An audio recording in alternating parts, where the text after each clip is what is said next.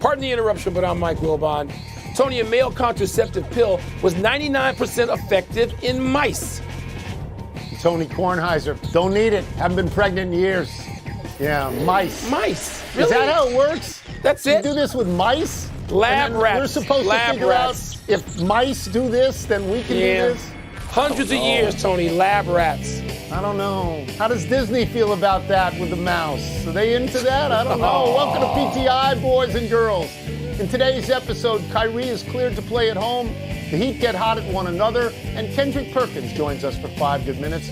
But we begin today with the NCAA tournament. There are 4 games tonight: Arkansas against Gonzaga, Michigan against Villanova, Texas Tech against Duke, and Houston against Arizona. Wilbon, who are you feeling most confident about and least confident about? Tone, I guess most confident about Gonzaga, but I wouldn't be shocked. It's not the end of the world. You know, it's not Ali beating Liston if Gonzaga loses. So I feel like, okay, they're the number 1 seed. They've been the number 1 team, more than anybody else all season. I can stay with them. Yeah. And I don't think anybody's out of it. I think any of these, the 8 teams playing tonight of the Sweet 16, I think any of them can win. I mean, I've seen Arkansas play up to some pretty high levels, and I've seen Arkansas not be so good, but I'm not. But so has every team left among the 8 teams you just named. So I don't see any favorite, even, again, Gonzaga narrowly, Tone, of these 8. And I don't think anybody's out of it. So this is really the prime time night. You got 2 1s, you got 2 2s, a 3, a 4, and a 5. And don't tell me Michigan's an 11. I mean, Michigan is a power team in a power conference. That's right. You're right. That's right. Any of these teams can win. I don't feel most confident about anybody. I feel least confident about almost everybody. And let me get to Duke right now, because this could be Mike Krzyzewski's last night as a coach. Texas Tech is a terrific defensive team, Mike. They rank 3rd in the country in field goal defense inside the 3-point line, which is where Duke likes to play. They don't have one and dones. They got 4, these are grown men. They got 4 seniors playing a lot of time. They got one guy, Mike, who was started in college basketball when Barack Obama was president. That's 6 years ago. This is a veteran team. So I root for Duke, but I'm not confident in Duke. Villanova, love Villanova. Not confident in Villanova against Michigan unless it gets to about 5 minutes left and it's an even game, because Villanova's the best foul-shooting team in the country, and they're a veteran team. I'm a little more confident in Arizona, and I know you're not. I know you like Houston, but I don't think Houston has played anybody this good so far. Gonzaga, defense travels. A little confident. Yeah, I'm a little confident in Gonzaga, but as you say about Arkansas, they've beaten Tennessee, Auburn, LSU, and Kentucky. Yes, they want Gonzaga. Big time games. It should be fun tonight, Tone. I mean, I may not even like too much on NBA games tonight. I may only watch the kiddies. But let's move to the NBA right now, and Kyrie getting cleared to play in home games. New York City Mayor Eric Adams today lifted the vaccination mandate for hometown athletes and performers, meaning Irving, like unvaccinated Yankees, Mets, and thespians on Broadway, can now play in New York City rather than just watch from the seats. Tone, how does this change your appraisal of the Nets? Let me divest myself of something first. It is clear to me that Kyrie Irving has won. It went almost the full 15 rounds, but Kyrie Irving has won. The worst teammate ever has won. And it makes me sad to think that his teammates are so thrilled that he's going to play after I believe he betrayed them all year. So let me get that off my chest. Now, how does it change my appraisal?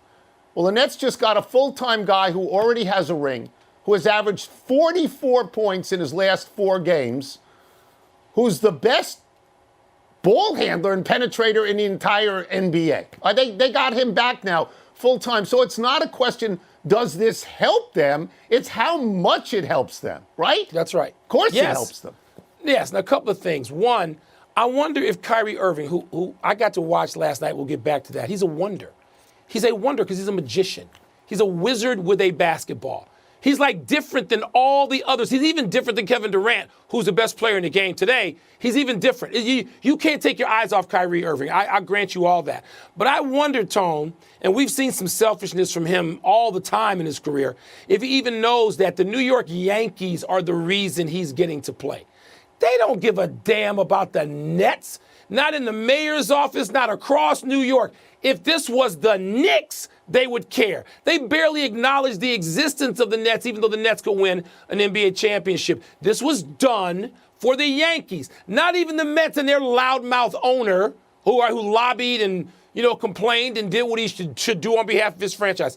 It's the Yankees. But Kyrie Irving and Kevin Durant scored about 80 points last night. I was there and watched them lose to Memphis without its best player, without its counter to Kyrie Irving, Ja Morant. I watched them lose. This doesn't mean they're a bad team. They're potentially a great team. And they were missing, a couple of players themselves, including Seth Curry, who can shoot the lights out and help and make the difference in a game like last night. But, Tone, I don't want to hear they're automatic. I don't care that Vegas has still installed them as the favorite team to come out the East. They still have to go through a play-in, and it may mean Toronto. And Kyrie ain't going to get to play in Toronto because Mayor Eric Adams ain't got the Yankees breathing down his throat in Canada. So there's a lot more drama here, but they are so great to watch, Durant and Kyrie together, and Kyrie by himself. I'm glad to see he's going to play the rest of the season now, but don't tell me it's a lock they're going to win anything. I think they're going to finish 7th or 8th, and if I was 1 or 2, I would not want to play them in the first round. That's all I'm going to say. I wouldn't want to play them. Let's go to what happened in Miami last night. The Heat were getting beat by the Warriors without Steph Curry, without Klay Thompson, without Draymond Green. Of course, this is how it works in the NBA these days. Ask Philly, ask Memphis from last night. Anyway, Jimmy Butler and Eric Spoelstra had words that escalated into a near-fight situation. Udonis Haslem, who loves Spoelstra, wanted a piece of Butler too. As we know, Butler is unafraid of confrontation. He's the Draymond Green of Miami. And Wilbon, he's your account. So is this a big deal, little deal, or no deal? Tony, it's a big deal. I talked to enough people in the aftermath last night and this morning who are saying, hey, Miami's too good for this late in the season. They shouldn't be having these issues when you're the number 1 seed, right? And you've been in the finals as recently as 2 years ago, and you're ready to make a run. You shouldn't be having these issues. And Spoelstra kind of alluded to that last night. The frustration of losing games they don't think they should lose. They should not lose to Golden State's B team. They just shouldn't. But having said that, I think this will help Miami. I think this will get it all out. They'll go to practice today, film study. They'll be sitting around. They got Brooklyn coming to town this weekend. I think they will pull it together because they got too much at stake. Spoelstra's too good. I'm sorry, a guy named Pat Riley is still running that show. Jimmy Butler's too good. These guys are veteran. They went out and tweaked their roster to get Kyle Lowry. Miami's going to be all right. They are. They will be. Yeah. So this is the position that our friend Brian Windhorst takes as well. People should go to YouTube and see what he had to say about this, because it was like he was writing a script and going to submit it to the movies. He was really into the whole deal, and he thinks it's going to somehow help them as well. My position is slightly different, and it is that when players on the same team, including a coach, almost get in a fight, that is a really big deal. I mean, after the game, Spoelstra said, I want to get the exact quote, he said, "We are competitive and gnarly." I love the use of gnarly. It's such an underrated word, gnarly. As an English major, I had hoped that Spoelstra would punch Butler in the face. Okay, but he didn't do that. And you mentioned Pat Riley. I was disappointed Riley didn't come down from the stands and confront Butler as well. I mentioned just earlier that he's the Draymond Green of that team, and he's a great player. He's a great player. The difference is Draymond Green has 3 rings. Butler ain't got no rings unless something happened and I was asleep. So this late in the season, and I agree with you on that, this late in the season, I don't think this is a good thing. I don't. And we will see. We'll see. Okay. And I like that team a lot. I do. Yeah. But, let's take a break. Coming up, Shaq thinks the Lakers could upset the Suns. What? We'll ask Kendrick Perkins about that. The Lakers can't get a game off the Suns, and they can't get a game off Memphis. The Lakers aren't even paying attention. LeBron is. The Lakers as a team, please They're not even engaged. We'll also ask him, Perk that is, not Shaq, why the Celtics have been so good after struggling so much the first half of the season. The Lakers stink. They're dreadful. Not getting a LeBron game. needs to score 60 for them to win. They're not getting a game off Memphis. Not a game off Memphis. If they would have played him as the 7 versus the 2. Not a game. Let's get back into a busy night in the NBA with our good friend from NBA Today, Kendrick Perkins. Kendrick, we're going to start with this. The turmoil in Miami last night. How seriously should we take that?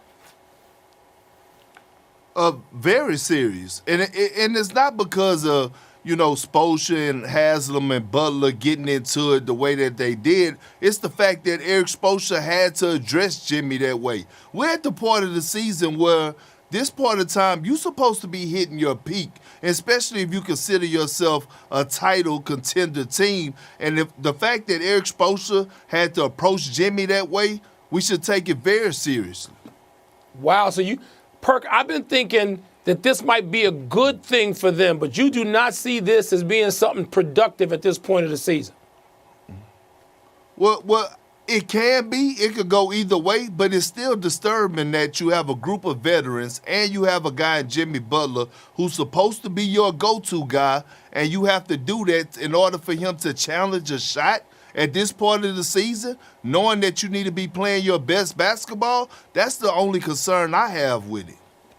All right, while the Heat and the Nets were losing, the Celtics, the team you won a championship with, won again. They are killing teams.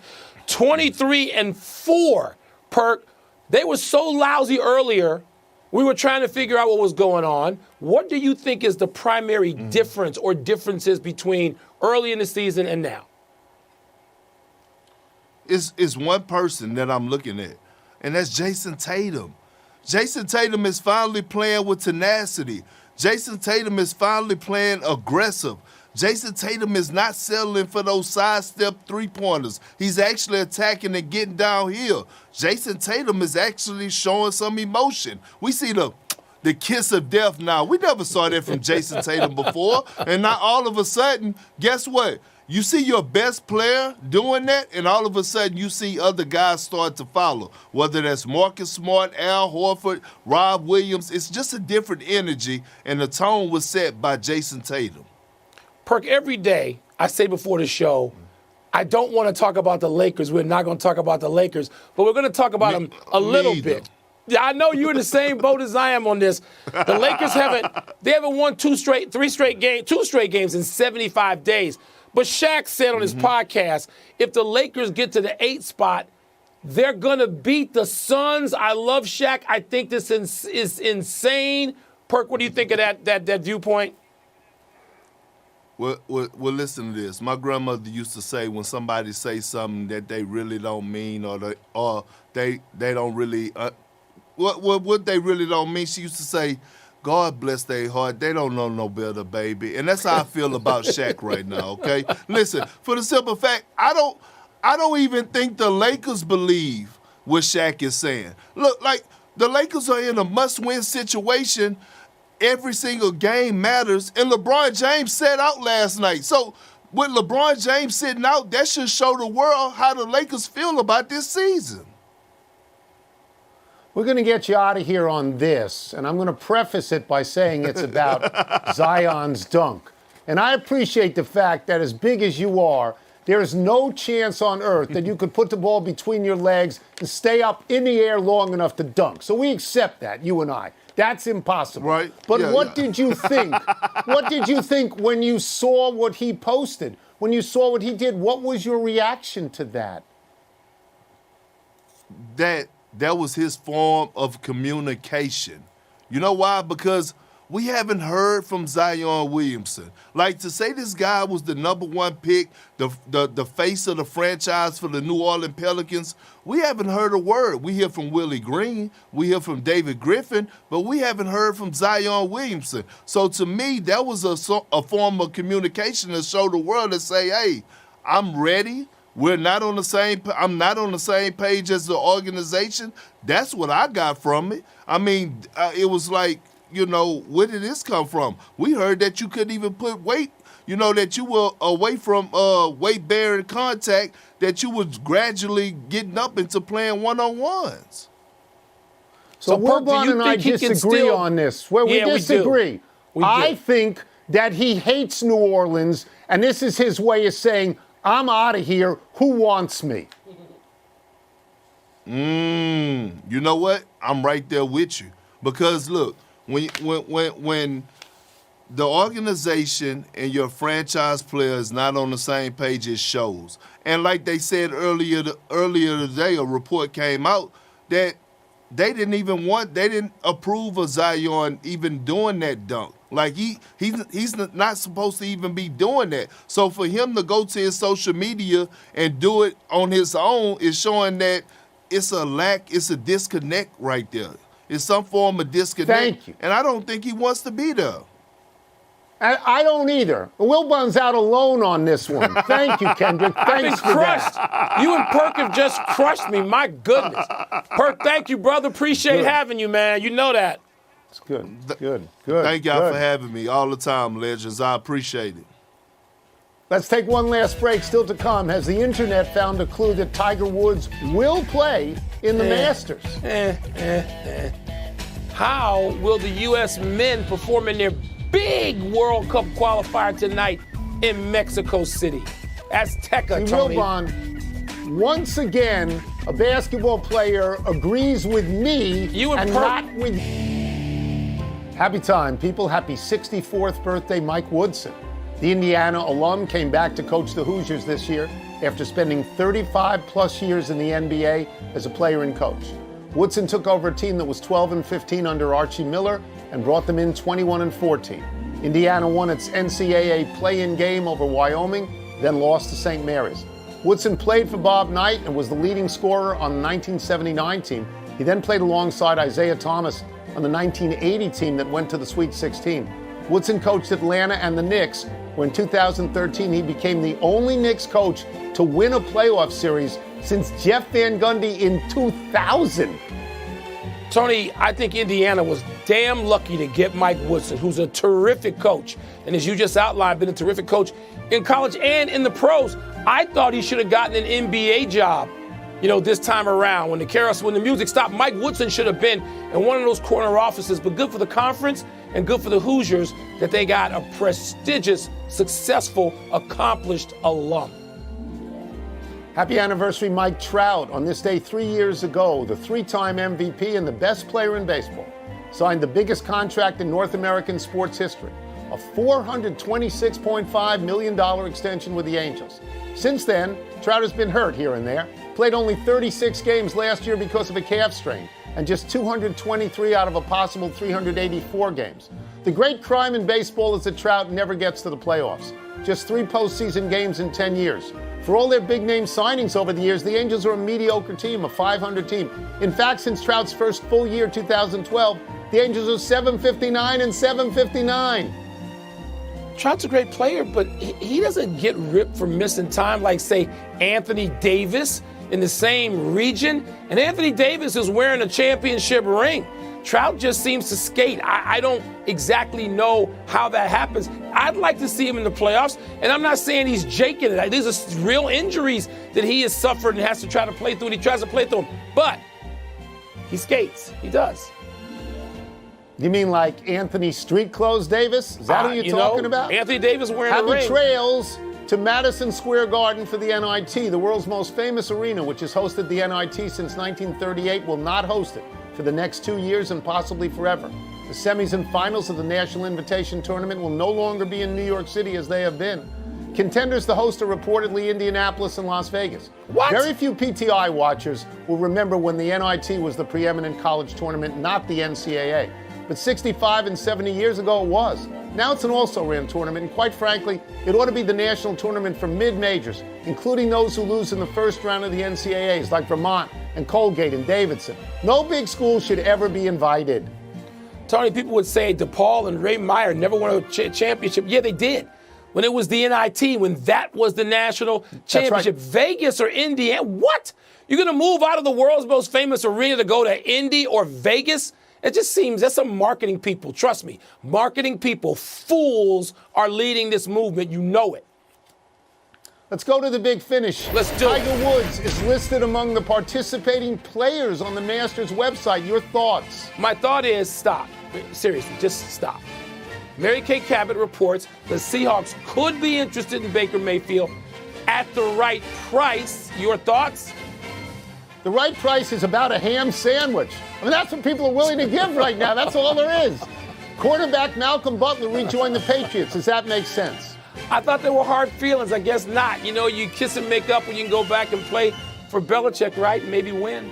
The Canucks beat the league-leading Avalanche last night 3-1. You surprised? That seems like a surprising result. It's surprising to you because for the third day in a row, the team you picked to win in the last question didn't win. They didn't win. You're on a roll. Last one, the U.S. men in a World Cup qualifier in Mexico City tonight. Who you got?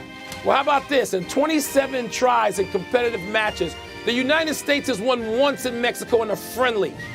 And 0-3-3 all time in this venue in World Cup qualifying. So I'm going to say confidently, Mexico's going to win. We're out of time. We'll try and do better the next time. And I'm Tony Kornheiser. You can step up and disagree if you want. I'm Mike Wilbon. Same time tomorrow, Knuckleheads. You can get the PTI podcast on the ESPN app or Apple Podcasts. And now, here's SportsCenter. I agree with you. I don't think they have a chance. I mean, really don't.